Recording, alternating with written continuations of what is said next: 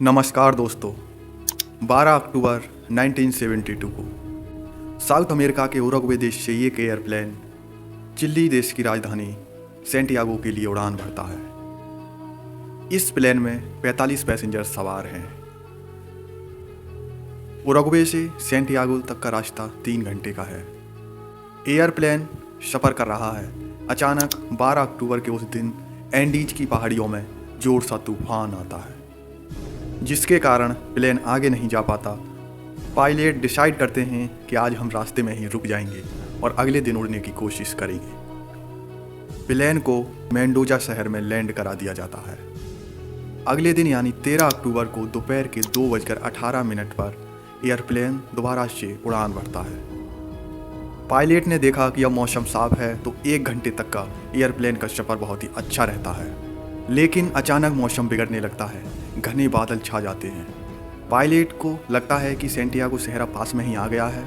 Pilot की ये एक मिस्टेक बहुत बड़ा रूप लेती है। प्लेन को नीचे उतरते समय बहुत तेज हलचल होती है। प्लेन कभी ऊपर कभी नीचे होने लगता है। तभी देखते ही देखते अचानक प्लेन के सामने बर्फ़ की चट्टान आ जाती है। चट्टान को देखने के बाद पायलट जोर से प्लेन को ऊपर उठाने की कोशिश करते हैं, लेकिन तब तक बहुत देर हो चुकी थी और देखते ही देखते प्लेन का पिछला हिस्सा बर्फ़ की चट्टान से टकरा जाता है। टकराने के बाद प्लेन का पिछला हिस्सा प्लेन से अलग हो जाता है और इसी के साथ 3 पैसेंजर हवा में गायब हो जाते हैं। कुछ सेकंड एयरप्लेन ऊपर की ओर जाता है, उसके बाद अचानक नीचे गिरने लगता है। देखते ही देखते एयरप्लेन का लेफ्ट पंख भी पहाड़ी से टकराने के बाद टूट जाता है। कुछ और पैसेंजर हवा में गायब हो जाते हैं। अब एयरप्लेन का आगे का हिस्सा बचा था, जो सीधा जाकर ग्लेशियर में गिरता है। 350 किलोमीटर प्रति घंटा की स्पीड से एयरप्लेन बर्फ पर ग्लेशियर पर फिसलता रहता है और 7000 मीटर नीचे आकर एक लास्ट टकराव होता है। एयरप्लेन पूरी तरह से तहस नहस हो जाता है। अब एयरप्लेन एंडीज की अनजान पहाड़ियों में 3500 मीटर की ऊंचाई पर टूटा पड़ा है। चौंकाने वाली बात यह थी कि अभी भी 45 पैसेंजर में से 33 पैसेंजर ऐसे हैं जो जिंदा हैं। लेकिन इस क्रैश के बाद कुछ लोग जख्मी हो जाते हैं। लोगों को यही नहीं पता कि हम कहां पर हैं। रिपोर्ट से पता चलता है कि ये प्लेन अपने प्लेन रूट से 80 किलोमीटर दूर भटक चुका था और अब सर्वाइवल की दर्दनाक कहानी की शुरुआत होती है। ये कहानी है उरुग्वे एयरफोर्स फ्लाइट 571 की। इस क्रैश के बाद 2 ऐसे पैसेंजर थे जिनको ज़्यादा चोट नहीं पहुंची थी। फर्स्ट 19 साल के रोबर्टो कनेशा और नंबर 2 20 साल के गुरबाजो। ये तुरंत अपने काम पर लग जाते हैं कि किस किस लोगों को क्या हुआ है, कौन मरा है, कौन जिंदा है। ये दोनों जितनी सहायता कर सकते हैं लोगों की, उतनी उनकी सहायता करते हैं उन्हें बचाने में। इस प्लेन के गायब होने के 1 घंटे के अंदर अंदर Chilean air search rescue service को नोटिफिकेशन पहुंच जाती है। 4 हवाई जहाज भेजे जाते हैं जीवित बचे लोगों का पता लगाने के लिए। शाम से लेकर रात तक क्रैश प्लेन का पता लगाने की पूरी कोशिश करते हैं, लेकिन अफसोस कुछ नहीं पता चलता। प्रॉब्लम ये थी कि जो हवाई जहाज था वो वाइट कलर का था और ये प्लेन जहाँ पर क्रैश किया था वहाँ पर सफ़ेद सिर्फ बर्फ़ ही बर्फ़ थी। इस वजह से इस एयरप्लेन को ढूंढना बहुत ही मुश्किल हो रहा था। 13 अक्टूबर की रात को बचे हुए 33 पैसेंजर को ये उम्मीद थी कि किसी न किसी प्रकार से इस रात को गुजार लो, उसके बाद सुबह न सुबह तो कोई हमें ढूंढ ही लेगा। लेकिन -30 डिग्री टेम्परेचर था वहाँ पर, ठंड काफ़ी तेज थी और उस रात 5 लोगों की और मौत हो जाती है। अब 33 से पैसेंजर की संख्या घटकर 28 रह जाती है।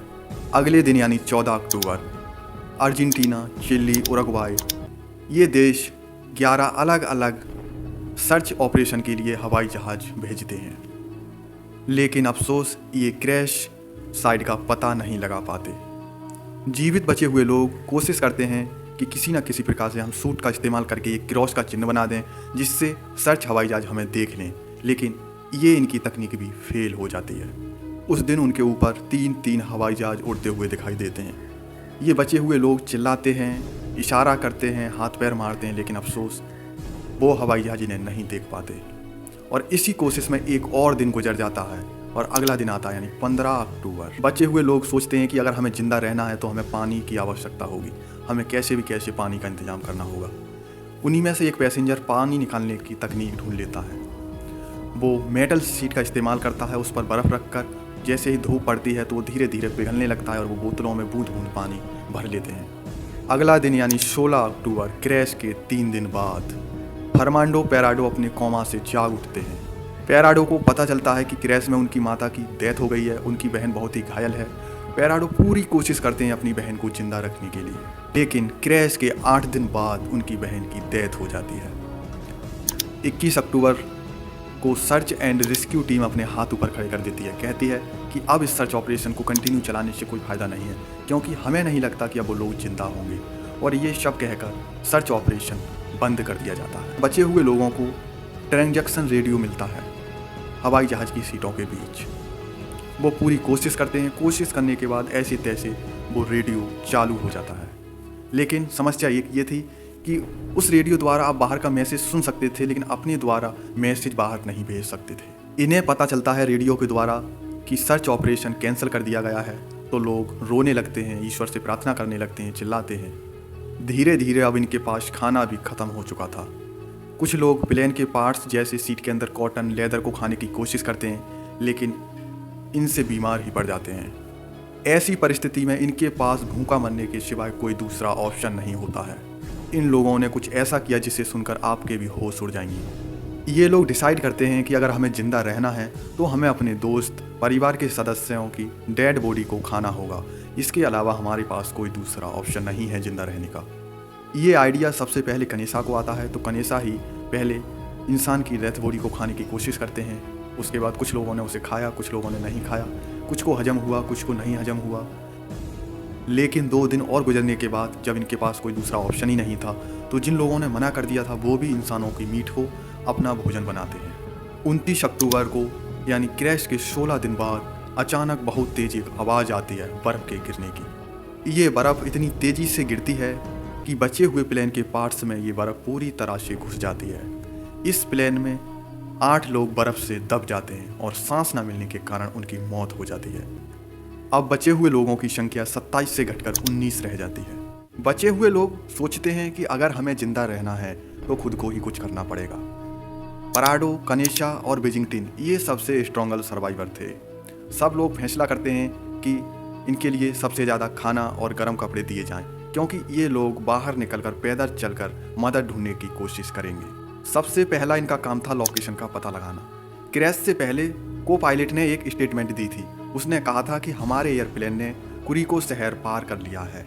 ये अनुमान लगाते हैं कि हम थोड़ी वेस्ट की साइड अगर चलें तो हम चिली देश की कुछ एरिया की तरफ पहुंच जाएंगे। लेकिन इनका ये अनुमान 100% गलत होता है, क्योंकि को पायलट को खुद भी नहीं पता था कि प्लेन कहाँ पर है। फिर भी इस बात से अनजान ये लोग 15 नवंबर 1972 को क्रैश के 33 दिन बाद मदद ढूंढने के लिए पैदल निकल पड़ते हैं। 11 दिसंबर 1972 क्रैश के 59 दिन बाद एक और एवलांच आता है। इसमें 3 लोगों की और मौत हो जाती है। अब सर्वाइवल की संख्या 19 से घटकर 16 रह जाती है। ये लोग चलते रहते हैं और लास्ट में इन्हें एक नदी दिखाई देती है। अब इनका रास्ता आसान हो जाता है, क्योंकि नदी के सहारे ये अपना रास्ता ढूंढ लेंगे। फाइनली 9 दिन चलने के बाद 20 दिसंबर 1972 को इन्हें इंसानों की उपस्थिति दिखाई देती है। इन्हें दिखाई देती है एक खेतों में गाय, और कुछ देर बाद इन्हें एक घोड़े पर 3 लोग दिखाई देते हैं। पेराडो चिल्लाते हैं, लेकिन नदी का शोर इतना ज़्यादा था कि दूसरी पार उन लोगों के पास इनकी पेराडो की आवाज़ नहीं पहुंचती है। तभी उनमें से एक आदमी पेराडो और कनेसा को देख लेता है और वो चिल्लाता है टुमारो, मैं कल आऊँगा। उसके बाद वो आदमी दूसरे दिन के लिए एक पेन कागज़ लेकर आता है और वो पत्थर में उसे लिपेट कर और एक धागे की सहारा इस नदी की दूसरी ओर फेंक देता है। पहली बार पेराडो को मौका मिलता है अपने दुख को दुनिया के सामने रखने का। पेराडो इसमें लिखते हैं कि हम ऐसे वहाँ से वहाँ के लिए जा रहे थे और ये हमारे साथ हादसा हुआ है। उसके बाद जानकारी मिलने के बाद 22 दिसंबर 1972 क्रैश के 70 दिन बाद रेस्क्यू एंड सर्च टीम के 2 हेलीकॉप्टर लोगों को बचाने जाते हैं और फाइनली उन 16 लोगों को बचा लिया जाता है। इस स्टोरी में कहीं भी मुझसे कोई मिस्टेक हुई हो तो उसके लिए मुझे माफ़ करना। थैंक्स।